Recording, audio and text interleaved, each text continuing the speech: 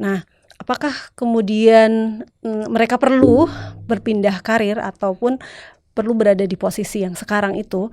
Nah, itu sebenarnya preferensi sendiri-sendiri. Ketika mereka berada di posisi itu gitu, Khawatir uang pensiun nih ya istilahnya tuh habis untuk investasi habis yang nggak hanya untuk kembali. mencoba hal-hal baru Betul. kayak gitu. Sementara belum tentu dia punya technical skill di situ. Misalnya Betul. dia mau buka usaha rumah makan, nggak punya background masak, nggak punya background bisnis misalnya gitu. Terus kok aku mau memulai ini gitu ya. Sudah senior itu udah biasa. Sehingga kita tuh ngelihat itu tuh hal yang biasa. Karena kan di sana prinsipnya sepanjang kamu mampu bekerja, kamu bisa melakukan job deskmu itu gitu ya nggak ada masalah gitu loh. Halo, Assalamualaikum warahmatullahi wabarakatuh. Saya Sari Winarno. Selamat bergabung di Rumpi Asik.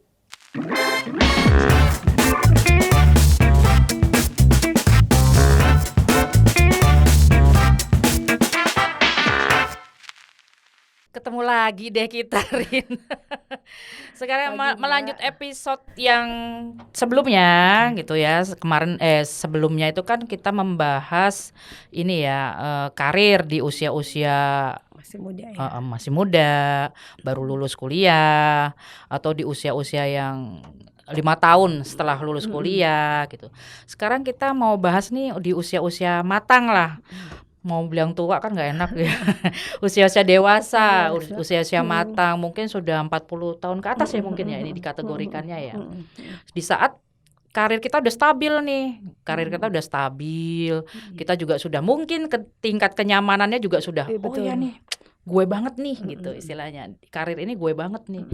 Nah tapi kita tuh nggak bisa mentok ya, mungkin ada yang merasa mentok mungkin, atau ada yang merasa kok bosan ya gini-gini doang gitu loh, kok kayak kurang tantangan gitu.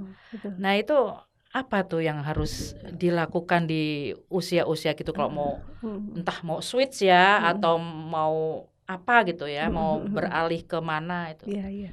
Jadi kalau di beberapa kalau kita mengikuti tahapan perkembangan karir, memang usia 40 tahun ke atas itu mestinya orang sudah berada di puncak karir at that moment. Jadi mereka itu sudah mulai mungkin mendapatkan posisi-posisi yang punya peran-peran yang signifikan di kantornya, di pekerjaannya gitu ya.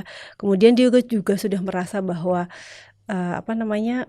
mendapatkan kepuasan dengan apa yang sudah dia capai. Mungkin secara material juga dia sudah mencapai di titik yang itu ya gitu.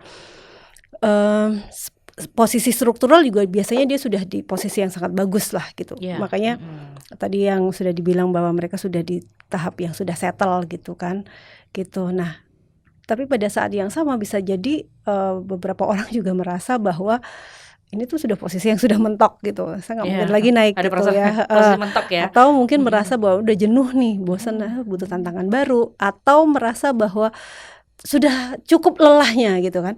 Jadi misalnya stres ini kayak udah umur segini yang saya udah lelah menghadapi tekanan gitu kan. Sudah pengen switch ke kehidupan yang jauh lebih rileks, jauh gitu. Atau beberapa orang sudah mulai orientasi yang sudah berbeda ya, yang tadinya orientasi pekerjaan tapi sudah mulai ke personal life yang kaitannya dengan religius dan sebagainya. Pekerjaanku sudah mulai banyak menyita waktuku sehingga aku kurang beribadah, kurang keluarga dan sebagainya. Whatever alasannya gitu ya. Tapi dan itu banyak banget Mbak Sari terjadi sebenarnya di kalangan di teman-teman kita yang sudah di usia begitu ya. Nah, apakah kemudian mereka perlu berpindah karir ataupun perlu berada di posisi yang sekarang itu? Nah itu sebenarnya preferensi sendiri-sendiri. Ketika mereka berada di posisi itu gitu, mereka juga harus menyiapkan diri. Apakah dengan posisi yang sekarang ini gitu ya, yang sudah bagus ini atau yang saat dia pegang ini gitu, itu kan ada beberapa yang mungkin sudah puas dan masih tetap puas di situ gitu ya. Apakah memang perlu apakah memang disitulah posisi atau mungkin tujuan yang mau dia capai begitu. Itu karena memegang posisi pada mempertahankan posisi itu juga sebenarnya tidak tidak mudah karena kan akan banyak nih Betul. junior-junior yang Iya, baru gitu. Kemudian akan ada tantangan-tantangan lain yang juga harus dihadapi. Nah, di usia begitu itu tetap aja seseorang itu harus punya tanggung jawab untuk memaintain karirnya gitu ya, agar dia kemudian tidak tersisihkan, agar dia tidak kemudian digantikan oleh orang-orang lain tanpa dia punya posisi yang lebih bagus begitu. Dengan cara ya dia bisa melanjutkan pendidikan, dia bisa apakah itu pendidikan yang formal atau tidak formal gitu-gitu ya, dia bisa melanjutkan ke melanjutkan peningkatan keterampilannya melalui kursus, melalui training-training gitu. Dia harus bisa adapt dengan berbagai perubahan, terutama mungkin dengan teknologi ya, karena kan sekarang ini dunia kerja itu pastinya akan menggunakan berbagai macam aplikasi teknologi, dan orang-orang yang seusia-usia kita ini kan kayaknya udah agak susah untuk menyesuaikan dengan begitu dibandingkan dengan yang muda-muda. Nah, itu yang harus itu termasuk mengikuti perkembangan-perkembangan yang sedang ada itu apa saja. Nah, itu untuk mempertahankan dia di posisi itu. Tapi bagi mereka yang memang pengen switch ke tempat lain gitu ya. Kalau saya bilang bahwa mungkin ini periode yang bagus gitu ya. Karena banyak orang yang menunggu itu sampai dia pensiun. Padahal ketika pensiun itu kan dia sudah mengalami degradasi banyak hal, mulai dari fisiknya sudah menurun, kemampuan untuk memorinya, terus risk takingnya juga sudah mulai berkurang gitu-gitu kan. Kalau bicara soal pensiun, mestinya persiapan pensiun itu kita lakukan memang jauh-jauh hari ya Mbak Sari ya, sebelum waktu pensiunnya itu tiba. Karena kan kalau pas di masa pensiun gitu, seumur 55 gitu-gitu kan, itu kan mungkin ya kita sudah mulai banyak perubahan atau mungkin penurunan dalam diri kita gitu ya, sehingga untuk memulai sesuatu hal yang baru, benar-benar baru itu sulit. Mungkin sulit, baik itu secara teknis maupun secara mentalnya kita gitu kan gitu. Apalagi buat teman-teman yang memang sudah terbiasa kantoran rutin, kemudian yang didapatkan juga sudah pasti gitu ya, kemudian berpindah ke yang nggak pasti, yang lainnya yang beresiko gitu. Itu kan pasti akan butuhkan effort yang besar gitu. Mentalnya juga, rasa ketakutan itu betul. Jojo rugi, kalau orang Jawa nih ya, pakai bahasa Jawa, takut, betul. ada rasa-rasa takut untuk bertantangan memulai lagi gitu.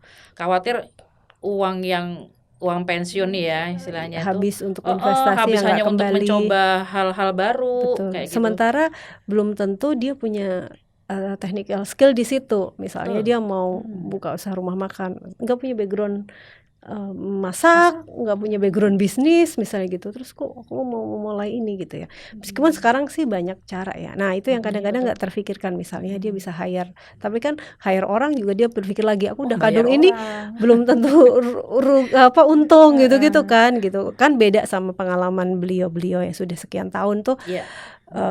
Ya as long as dia kerja dengan baik, barangkali dia akan dapat pemasukan yang gitu. Nah, karena itu memang harus disiapkan betul, termasuk hal-hal yang kayak gitu tadi. Apakah aktivitas yang setelah pensiun tadi dengan profesi kita, dengan karir kita yang baru itu akan berdampak ke resiko yang besar atau tidak gitu, semacam itu. Terus ya dipilih ya, artinya dia harus punya wawasan yang luas, punya berbagai macam alternatif yang bisa dilakukan gitu. Karena pada dasarnya kalau pensiun itu mungkin buat beberapa orang itu sudah nggak lagi berbicara soal kebutuhan fisik ya, karena material lah gitu, karena mungkin secara keuangan mereka sudah oke lah gitu.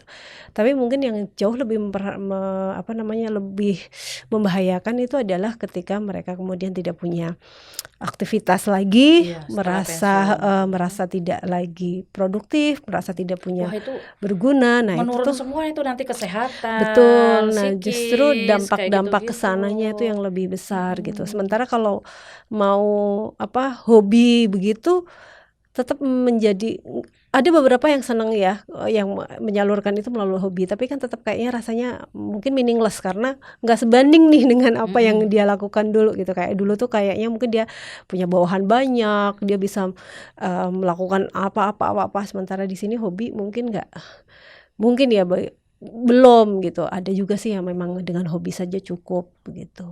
Iya, betul seperti itu. Itu jadi. Ya, makanya nih menjawab pertanyaan, sebenarnya ada pertanyaan nih sebelumnya ya.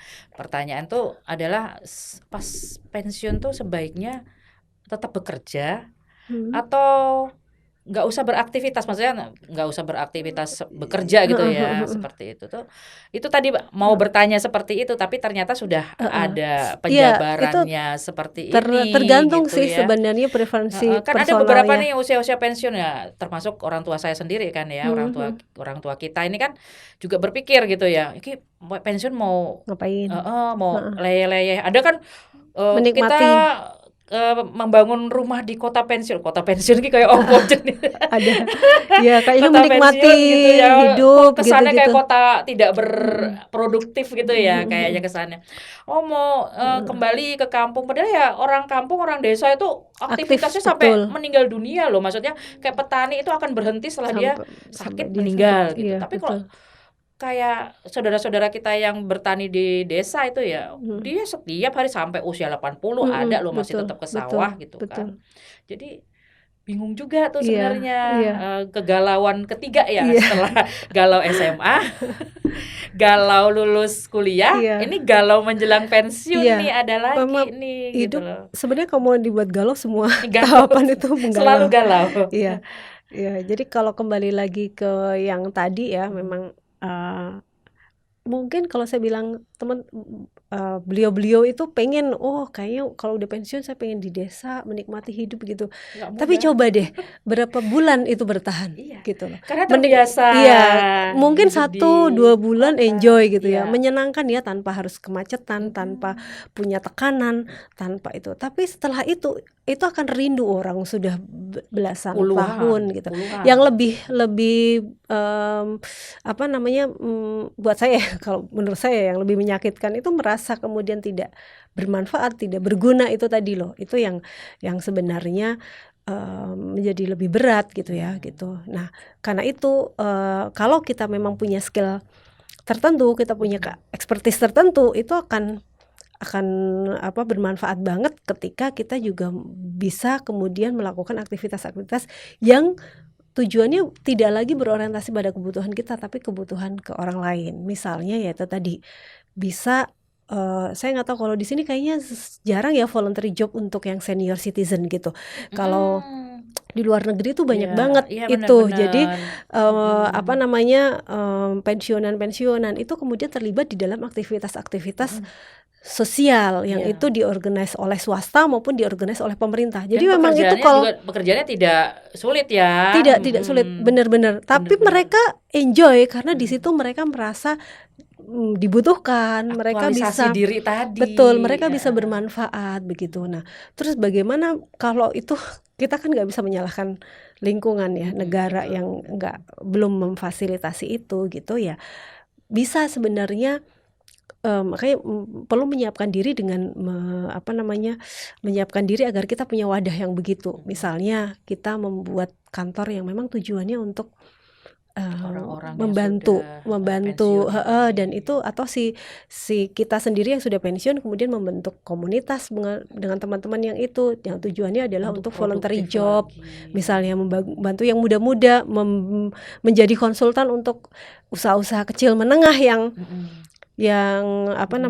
mungkin nggak mampu untuk membayar konsultan yang mahal-mahal, misalnya begitu. Itu cuman memang kembali lagi, kalau mau tetap produktif, terutama dalam konteks produktif yang sebenarnya ya, yang kompetitif dengan dunia bisnis ya, memang harus tetap mengembangkan baik itu wawasan maupun skill-skill yang memang sejalan dengan tuntutan dunia bisnis sekarang gitu. Jadi ya gimana kita mau menawarkan diri, even kita menawarkan diri sebagai konsultan yang free gitu, tapi kita nggak paham nih teknologi, nggak ini ya, orang tetap nggak akan make kan begitu. Jadi ya tetap belajar, tetap terus mengupdate wawasan begitu, agar kita masih tetap bisa berkontribusi terhadap orang lain begitu Mbak Sari. Iya. Kalau ini bukannya ini ya bercermin di luar negeri atau apa, nih cuma kita melihat sisi-sisi baiknya lah gitu ya. Kalau di sana itu kan orang-orang tua di sana tuh ya masih bekerja kayak di supermarket, betul. Gitu ya dianya. Nah, walaupun tuh bukan sebagai kasir yang hanya istilahnya di sana cuman cuman memantau kita yang pembeli yang mandiri sendiri ya, mandiri untuk karena sudah ada scan-scannya itu dia hanya memperhatikan itu sebenarnya yang bagian yang paling menjadi concern saya sebenarnya, yang non diskriminatif gitu ya, baik itu dari segi usia, gender atau sebagainya dalam dunia kerja.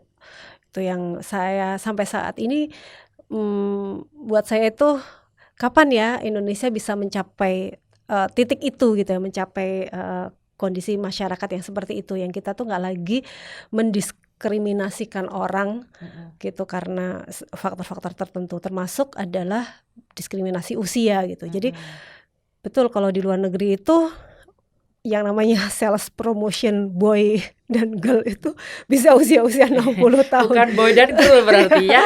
Ya gitu. Jadi kalau misalnya teman-teman datang ke mall itu udah biasa deh ngeliatin yang sudah senior-senior gitu ya. Senior-senior banget udah 60 tahun. 70 tahun itu mereka masih bekerja untuk melayani customer. Kemudian supir bus gitu itu udah perempuan. Kalau di sini kan super bus perempuan aja jarang gitu ya. Super bus yang bus-bus yang angkutan umum itu perempuan, udah gitu sudah senior itu udah biasa. Sehingga kita tuh ngelihat itu tuh hal yang biasa. Karena kan di sana prinsipnya sepanjang kamu mampu bekerja, kamu bisa melakukan job deskmu itu gitu ya nggak ada masalah gitu loh. Kalau di tempat kita kan enggak ya, karena sorry to say kadang-kadang perusahaan itu require persyaratan tertentu yang menurut saya kadang nggak ada hubungannya sama pekerjaannya. Misalnya yang jadi kasir tuh harus berpenampilan menarik. Apa indikator penampilan menarik itu buat saya? Mau bayar tuh harus melihat yang indah-indah atau gimana? Satu, yang kedua, apakah yang menarik itu selalu yang usianya remaja dan muda gitu? Kayak gitu-gitu ya. Itu ternyata pemikiran berarti ya. Maksudnya hanya saya nggak tahu ya, itu kayak atau apa gitu ya.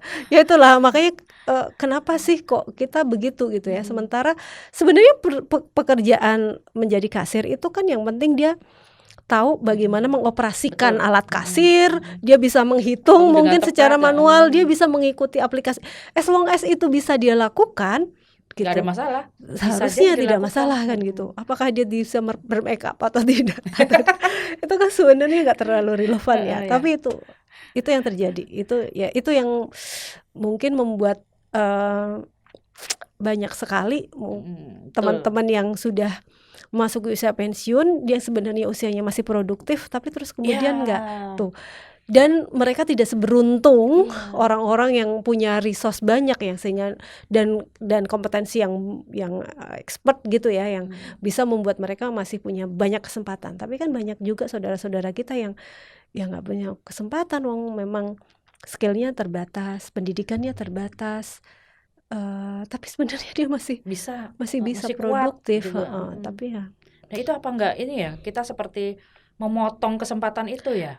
Seperti itu. Dan itu akhirnya membuat manusia-manusia ini maksudnya yang senior-senior ini jadi secara psikis juga dia tersugesti bahwa saya sudah tua, saya sudah tidak sanggup A, B, C, D. Padahal sepertinya terus muncul banyak-banyak ya, mungkin karena akhirnya jadi tidak banyak aktivitas, mereka banyak duduk nonton malah jadi atau penyakit apa gitu kan. Terus jadinya muncullah berbagai macam penyakit yang begitu even ya fisik ya mental gitu-gitu ya.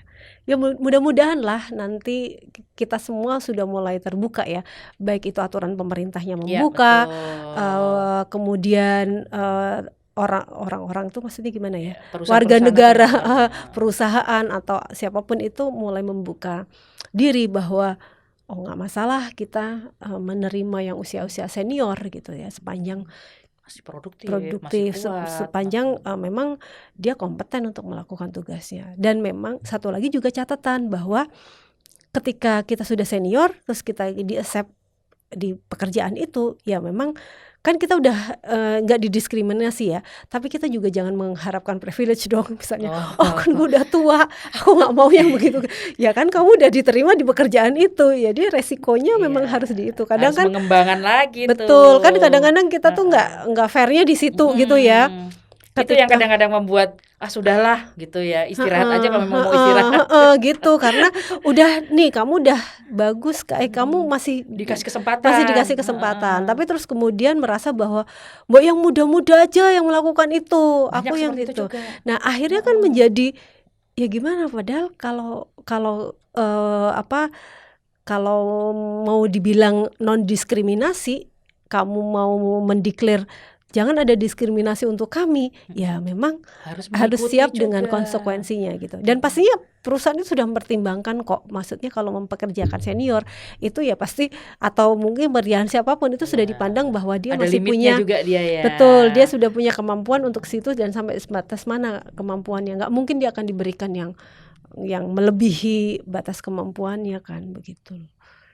Jadi sama-sama lah gitu ya, masyarakat kita mulai membuka diri, pemerintah mudah-mudahan juga bisa mempertimbangkan begitu gitu, hal-hal yang seperti itu. Terus si masyarakatnya sendiri, orang-orangnya sendiri juga menyiapkan diri dan menyiapkan mentalnya tadi gitu ya, untuk siap memasuki dunia kerja walaupun di usia-usia yang sudah senior gitu. Semakin sulit kan. Ya, tapi ya harus karena ini kewajiban kita juga kan. Masalahnya kalau orang menjelang pensiun itu ya di usia-usia sudah 60 lah, kita anggap bulatnya 60 itu. Kebiasaan dia, habitnya dia bekerja itu dari usia muda sekian puluh tahun, bukan belasan loh ya.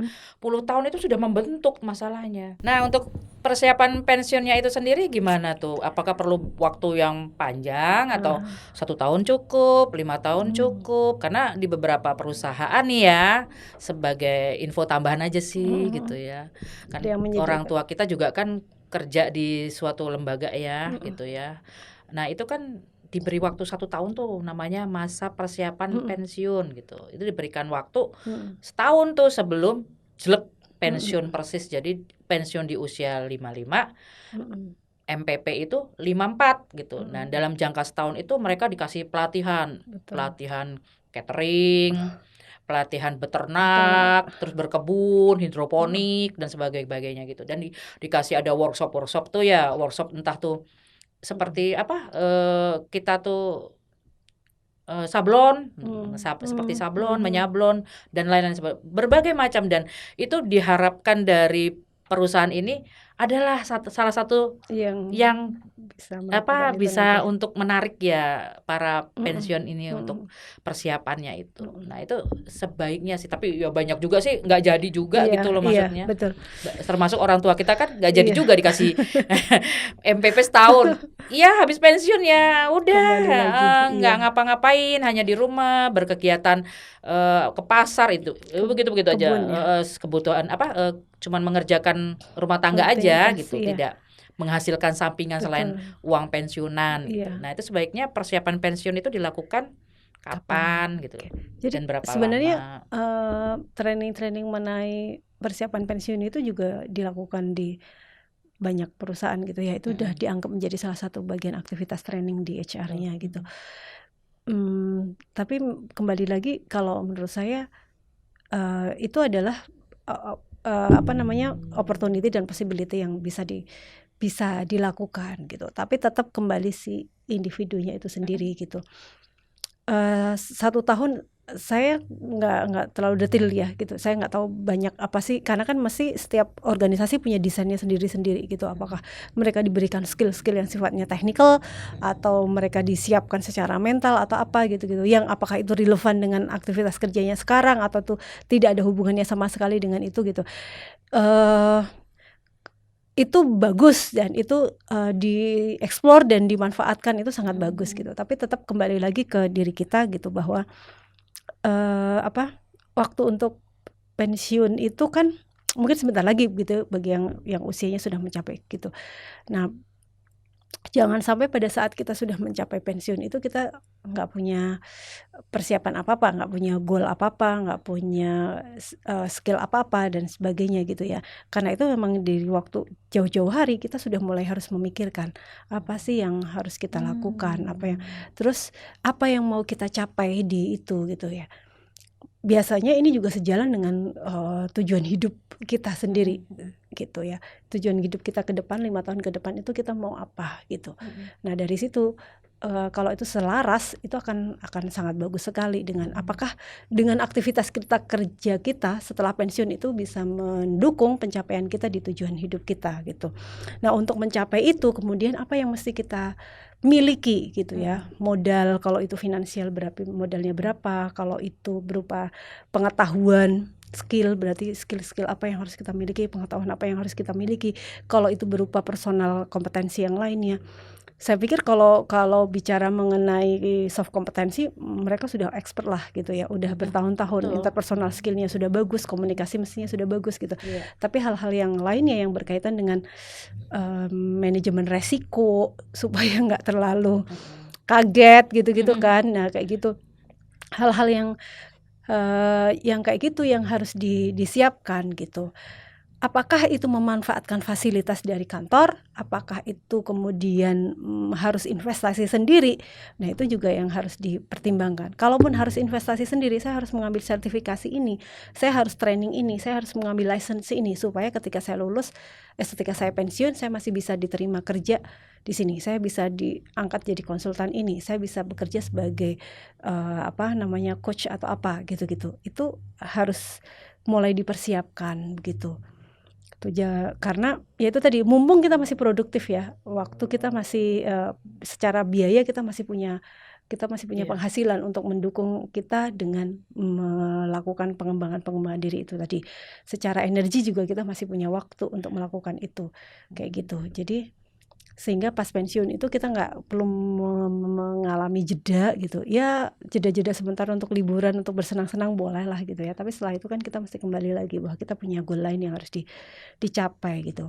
Kalaupun tidak itu sifatnya bekerja profesional, bisa memilih aktivitas kerja yang sifatnya voluntary gitu ya, yang apakah itu di LSM, apakah itu di organisasi gitu-gitu, organisasi kemasyarakatan di mana dia bisa berkontribusi lebih banyak di masyarakat gitu, atau kontribusi untuk orang lain lah, setidaknya takmir masjid tuh biasanya andalan para pensiun tuh. Ya gitu. Tapi kan mungkin beberapa nggak cukup ya, hanya begitu tuh masih need-nya untuk yang lain itu masih ada gitu ya. Gitu. Jadi ya itu intinya menyiapkan diri gitu ya. Kalaupun harus melanjutkan pendidikan lagi, ya mau tidak mau mungkin itu yang harus dilakukan. Training yang formal, mendapatkan sertifikasi, course dan sebagainya, termasuk update mengenai wawasan, mengenai perkembangan teknologi, itu yang tetap harus dilakukan ya, supaya itu bisa catch up dengan perkembangan bisnisnya gitu. Ini mungkin di generasi insya Allah ya, kita itu kan akan berapa 5 tahun 10 tahun lah kita akan mengalami masa-masa pensiun. Mungkin kita lebih istilahnya, lebih beruntung lah ketimbang orang tua kita ya. Kalau orang tua kita itu punya pemikiran jadi seolah-olah gini, manusia itu melakukan rutinitas yang berulang itu akan sulit untuk berpindah. Generasi kita jauh lebih mudah untuk kita kan sadar diri gitu ya. Terus lebih lebih memikirkan 10 tahun lagi saya mau pensiun, jadi saya persiapannya adalah mengikuti workshop. Saya pengen jadi konsultan misalnya gitu. Kita nggak bisa hidup di desa beternak dan bersawah, berladang. Tapi gitu itu serius ya, dalam arti gini, kalau memang mau begitu serius tuh kalau mau jadi konsultan itu ininya apa? Kalau butuh license berarti saya harus mencari di mana. Jadi hal-hal yang kayak gitu tuh sistematis ya. Jadi nggak cuma workshop ini terus akhirnya skillnya nggak terpakai. Tapi memang lagi-lagi by target, by objektif. Jadi tujuannya apa, Tujuannya apa? kemudian Apa itu yang di itu. Termasuk juga mengembangkan jaringan. Jadi kan sebenarnya ketika usia-usia begitu kita sadar bahwa kita nggak bisa melakukan itu semuanya sendiri. Kita mesti dibantu oleh ahli lain, dibantu oleh itu yang lain. Nah, itu yang kita harus mulai membuka diri. Kalau saya mau melakukan ini, maka saya harus bekerja sama dengan siapa? Karena saya mungkin terbatas di sini. Nah, hal-hal yang itu memaintain jaringan, memulai membuka jaringan itu menjadi sesuatu hal yang sangat bermanfaat. Generasi orang tua kita aja, jangankan untuk masalah pengembangan second karir ya, maksudnya gitu. Untuk apa namanya, hal-hal yang seperti IT atau enggak gadget betul, untuk dia sendiri aja sudah bingung, berat ya gitu kan. Beda banget mungkin dirimu kan pernah melihat sendiri kalau misalnya pas di Australia ya, orang-orang tua itu segala aplikasi mereka bisa gitu. Orang tua kita gitu. Untuk masalah Gojek aja bingung gitu kan, kayak gitu. Kembali lagi itu beruntungnya di negara-negara maju ya, karena digital literasi itu buat mereka sudah menjadi sebuah kebutuhan masyarakat, sehingga mereka memang menyediakan course untuk itu. Jadi di public library itu mereka menyediakan kursus-kursus untuk Google, kursus untuk bikin email, menjawab email dan sebagainya, karena hampir semua kebutuhan mereka yang dipenuhi oleh pemerintah itu dikomunikasikan melalui email gitu kan gitu. Jadi akses untuk kayak BPJS ya kalau di sini, Medicare kalau di Australia itu tuh informasinya melalui itu. Kemudian dia mendapat dari Centrelink itu dia mendapatkan kayak bantuan setelah pensiun, terus urusan pensiun, apapun itu melalui email, melalui informasi, melalui basisnya adalah IT gitu ya. Nah itu kalau mereka nggak familiar dengan itu ya. Mandiri ya. Iya, maksudnya mau. Ya kita kan melihat kondisi di rumah ya. Orang tua kita sendiri mau Gojek aja harus kita yang pencetin. Aduh, nggak bisa nih, gaptek gitu-gitu. Ingat nggak? Ini agak selingan ya. Papa saat pakai mesin ngetik nggak bisa. Terus dirimu ngomong, pas ini aku bantuin gitu loh, ketik pakai rasa iki wae. Lah itu kan maksudku salah diulang lagi, dihapus. Faktor kebiasaan dia di kantor yang jadul dari tahun 70-an, 80-an, 90-an itu dia pakai terus. Dia sedangkan era-era 80 aja sudah ada komputer ya harusnya. 80 90 itu kan sudah memakai komputer kayak gitu. Dan dirimu waktu itu pengen bantuin ngetikin apa? Dan dia ditolak, enggak usah. Nah, itu kan ada kalau di era kita mungkin insya Allah ya memasuki usia pensiun mungkin bisa seperti orang-orang di luar tadi ya, orang-orang sepuh di luar yang pakai aplikasi kan, karena kita sudah ini ya udah familiar banget tuh pakai aplikasi. Tapi kalau kita pakai apa? Tapi kalau kita kan nggak familiar banget yang begitu-begitu, dan dia acuk-acuk yang aku udah puluhan tahun begini, jadi kayak tapi rutinitas yang berulang yang nggak bisa dirubah gitu. Iya. Kayak gitu masih bisa survive ya di masa itu. Tapi di masa yang akan datang saya yakin kalau dengan model seperti kita sendiri saja itu kita kalau kitanya juga nggak adaptif dengan itu, kita akan sulit.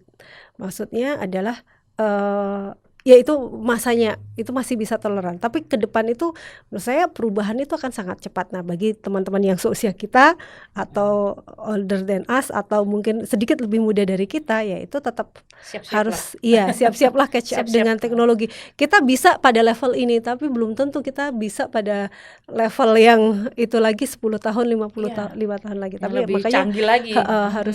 harus menyiapkan diri kan, tujuannya di sana gitu. Ya sekarang kan mau makan aja perlu di-scan dulu ya. Menunya mana? Oh itu loh, scan Mbak, scan Kak. Oh iya scan ya gitu, kayak gitu-gitu. Sekarang kemarin ini agak intermezzo dikit ya. Oh udah mulai waktu habis ya.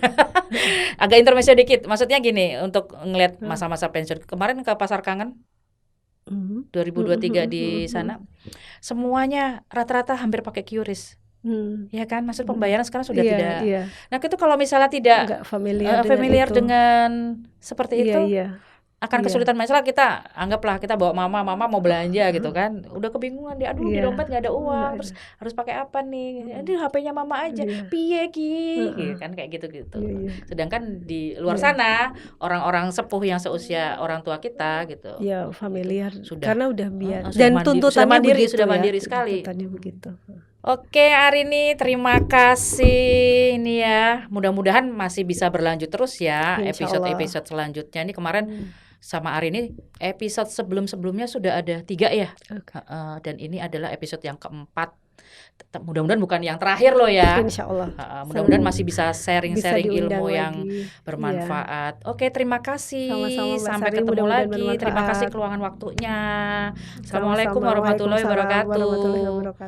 Oh ya teman-teman yang punya pertanyaan tentang tadi ya pembahasan tadi, boleh loh komen di YouTube Rumpi Asik. Kita tunggu ya pertanyaan-pertanyaannya.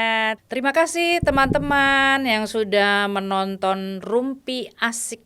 Dan nantikan ya untuk episode-episode menarik selanjutnya. Selalu tetap di Rumpi Asik.